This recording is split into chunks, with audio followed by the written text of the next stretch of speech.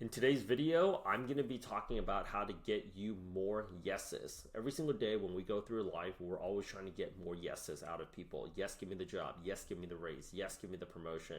Yes, give me the sale. Yes, let me go out there and head up this other project. Yes, come and date me. Yes, yes, yes, yes, yes. We always need to get somebody to say yes to us. Maybe you're negotiating with your landlord, right? Whatever it is, you need other people to say yes. In fact, most of the world's unhappiness and suffering comes from our ability to extract a yes from the people that we want and or need to say yes to us, and that keeps us in a shitty situation longer. So people that follow me on the internet knows that, in addition to being a career coach for multiple offers and multiple niches within tech, also now I consult other businesses and do other things. The people that I've basically shared these skills with, none of these skills are new, but it really clicked for me how to deploy it. And I've basically, from a few different sources, kind of put it all together. People have told me that it's not only worked out really well in their business life, even on the job with like getting coworkers or getting certain stakeholders to say yes to them. But also, a lot of people have messaged me saying that they've applied it in the world of dating and in their relationships, or even when they're trying to communicate with their kids, and it's worked out very well. I believe that at the end of the day, you can deploy these skills however it is that you want. But in order for us to get more yeses in life, and I want you to get more yeses in your life, in every domain of your life, not just your next job, your next raise, your next promotion, but yeses all around, we have to understand why are people saying no to us and what are the categories of no's that are out there. And in order for us to dive into this, we basically need two resources. Number one resource is Alex Hormozi's $100 million offers, which is kind of like my bedside Bible that I read and I swear by and I will die by. Number two is actually the next book that I'm going to go ahead and recommend here is going to be Chris Voss's Never Split the Difference. One book, if you've never heard of Alex Hormozi before, is written by an online business guru that I think is a master and the grand Jedi wizard of all things sales, marketing related and persuasion related and business operations related. And another is a former counter-terrorist negotiator from the FBI Joint Terrorist Task Force in New York City, who I think is just a badass of all badass when it comes down to negotiating. We don't think about job interviewing as negotiating. We don't think about getting a raise as a form of negotiating sometimes, or we don't even think about doing a business deal is a form of oh, I'm selling this person. You think about more the off-job offer or a business offer as a negotiation, but everything is a form of negotiation. I really like these two books. I'm going to show you exactly right now what are the 5 reasons why people say no to us. So first things first, if you have not already, please go ahead and subscribe to the YouTube channel. Pretty please with sugar on top. This is going to really help me out. Produce more videos for you, and it helps me with the algorithm, right? So if you can do that for me, I'll be in your debt. Number 1 is dream outcome, perceived likelihood of achievement, time delay, effort sacrifice, and the 5th one I think comes down to pricing, which is something that I've added on in there because at the end of the day, money does matter.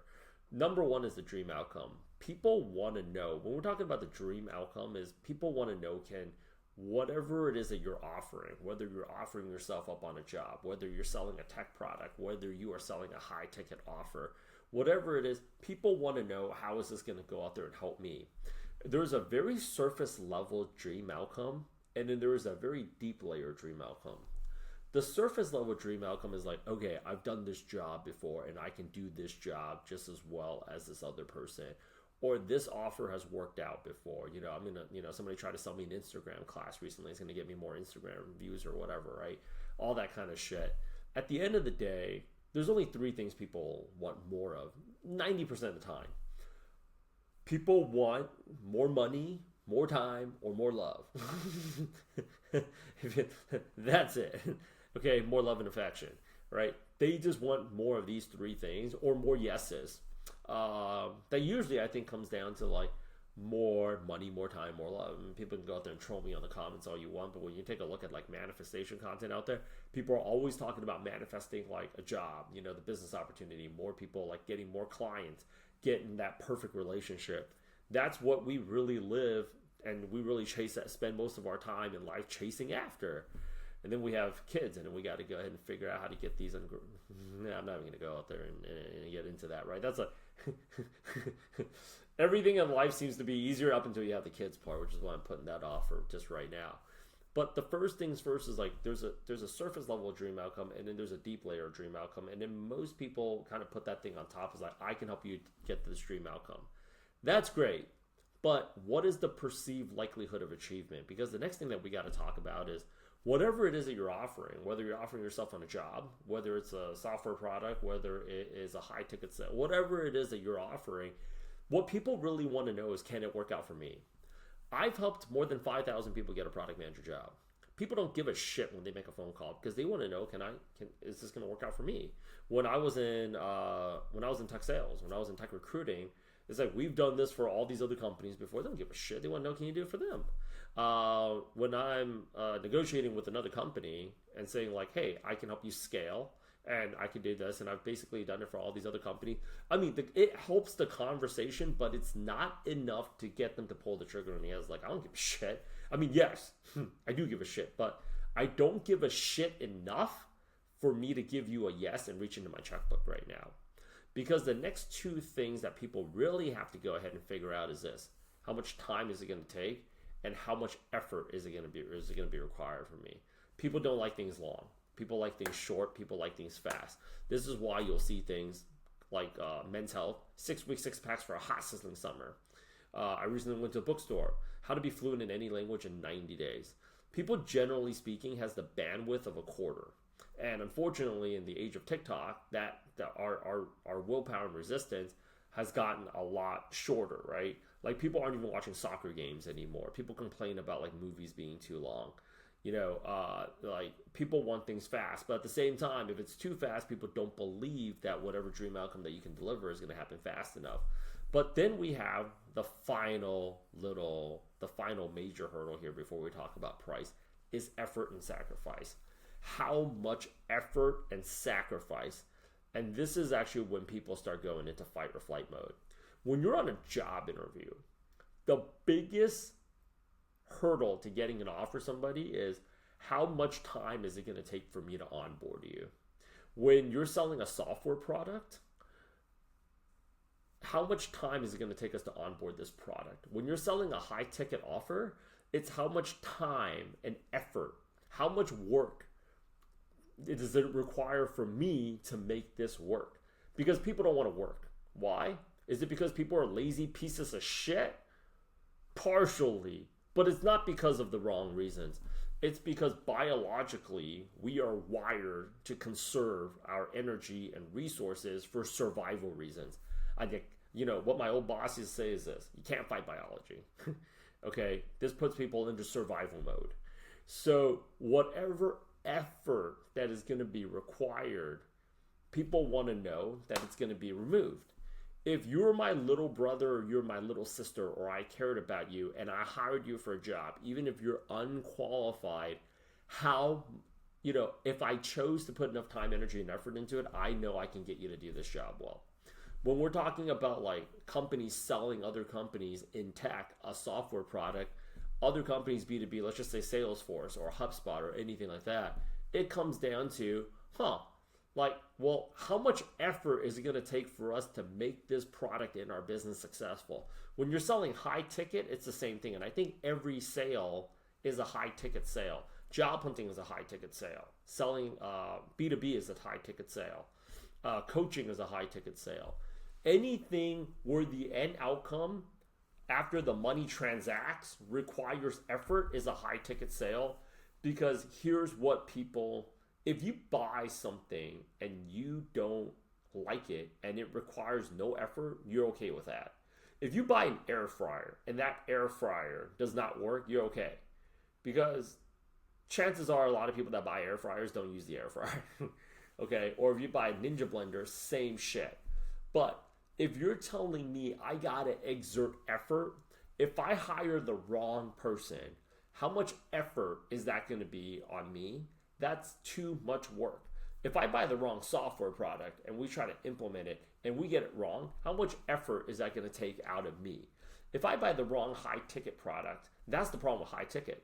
Is any sale that's above $1,500, $2,000 that requires them to do work too, because that's the thing that people don't understand is everybody has already been burned over. People have had experiences in the past where they've made a yes in the hopes that it was going to turn out right and it just didn't. So the more effort you can remove from the person that you're trying to elicit a yes from, the easier it's going to be to get the yes out of them, because you need to understand why they don't want to give you the yes. In this book, the reason why I love the book so much is because it has a list of questions. And a lot of you, if you don't want to read it, or if you're going to buy it and shelve it, the only chapter you really need is to read chapter 5. And I love the stories that he uses here, because in the world of hostage negotiation against terrorists, the author, Chris Voss, makes a very compelling point. It's not like they have 10 hostages. We only got one person killed. That's 9 out of 10. That's an A- on an exam. That's a good day. Like, no, you got to get everybody home, or that's unacceptable, right? As a casualty rate.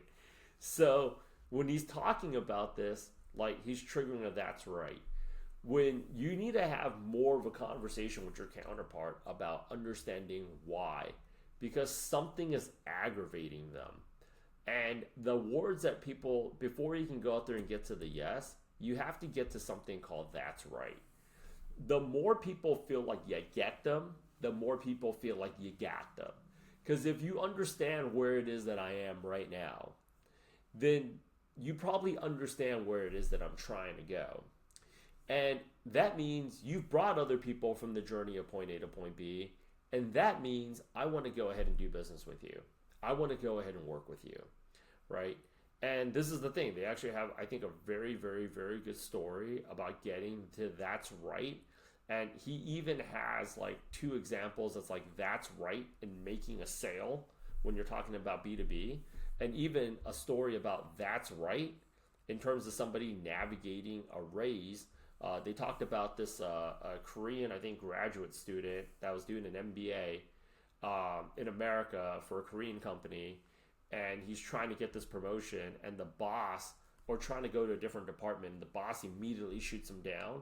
And I know a lot of people that are going to be watching this, you know, sometimes like there's projects you want to take on the job, and it's just like, oh my gosh, like, to lead up this AI effort, like I would crush it on that, you know, like I would absolutely, like, you know, whatever it is, because we're all going to find whatever we find exciting. And the person said no. Immediately, it's like, go out there and ask these following questions. And it was like, you know, he's like, I would help you in any way I can, but I could help with networking and also talk you up to the CEO, blah, blah, blah, blah, blah, blah. There is a really, really, really good story here. I really actually liked it. I'm not going to go ahead and live narrate this for you guys. But like overall, ask whatever it is that you're trying to get more of a yes from. And I think we all trying to get yes. Ask better questions, and ask those questions in a way where if you don't actually care, it actually comes off as you pretend to give a shit. Because people know when people don't give a shit. It's pretty clear. So the more that you actually want to understand the other person from trying to understand what's in their benefit, the more people want to go ahead and talk to you. I've been on so many sales calls where people pitch me stuff, or I've been on so many interviews where people are trying to get a job with me, and they're just like, well, what do you have to think about? How the fuck should I know? I don't feel comfortable saying yes to you right now. In fact, you're only pissing me off. Why can't I say yes to you? I don't know. It doesn't. I don't feel like it does anything for me, and I'm a very selfish person, so I'm only going to say yes to somebody if I feel like I'm getting something out of it, and right now I don't feel like I'm getting jack shit. So in terms of like, what is it? I don't know why I don't want, I could say yes, but the truth of the matter is I don't want to because I don't have a reason to. I don't see how this benefits me. So why didn't you come and rework your pitch on the whiteboard and then come back to me when you have something that's actually compelling? Because this looks amateur. That's what actually people want to say, but they'll never say. What they'll say is, yeah, I want to think about it a little bit more. Thinking about it a little bit more is a very polite way telling you go yourself. So if you guys want to go ahead, and I think these are skills that people just have to go out there and commit to. I have committed to really studying human persuasion and influence and how to go out there and convince people, because I really wasn't that smart at school. I mean, I had a party major history, at least coming from the school that I did. So I know that the way that I'm going to be able to make a living and the way that I'm going to have utility in the world is actually by being very, very persuasive. So I went all in. Some of you are going to be watching this right now thinking it's going to be an absolute waste of your time, or it's just like something that you just need for the next person. No, you're always, from now until the day that you die, you're always going to need somebody to say yes to you. Even if you have a lot of money, there's still going to be somebody that's going to get in your way. Nobody gets away with getting anything done without having anybody else involved. You're going to have to really commit down. So schedule a call with me, reach out to me on LinkedIn. I'd love to go out there and see how it is that I can help you.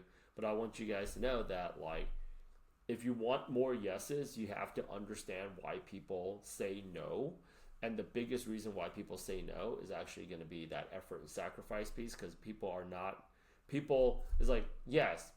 lazy, but the reason why they're lazy is because they're trying to conserve resources, and that's something they're going to fight you on every single time.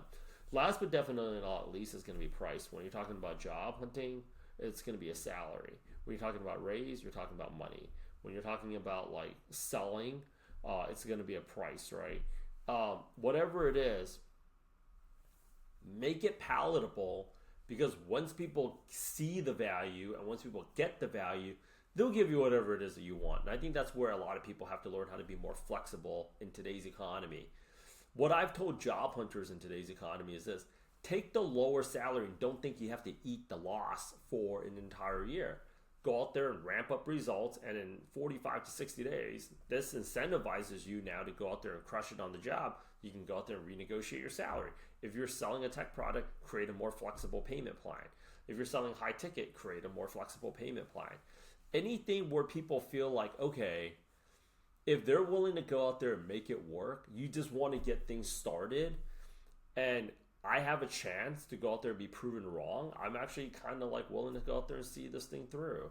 So this isn't the typical type of videos that I go out there and make, but I'm getting a lot of calls from job hunters, business owners, boot camp owners alike, and what I really come to a conclusion is, we're all, at the end of the day, we have a very limited time on earth, and we don't really want to spend all our time working. We just need to we just need more people to say yes to us, and then we can move on to the next thing or the next person that we need to say yes to us. So reach out to me on LinkedIn if there's anything that I can go out there and do for you. Please don't forget to subscribe to the YouTube channel. Talk to you later.